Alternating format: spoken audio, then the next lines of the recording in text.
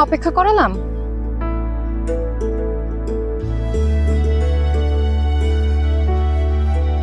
না ঠিক আছে, আমার শাস্তিটা কি যদি বলতেন।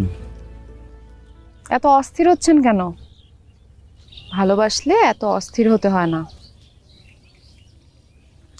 প্রেমিকদের হতে হয় গাছের মতন। জি। আপনার সাহস অনেক বেশি, তাই না? প্রতিদিন আমার পিছু নেন।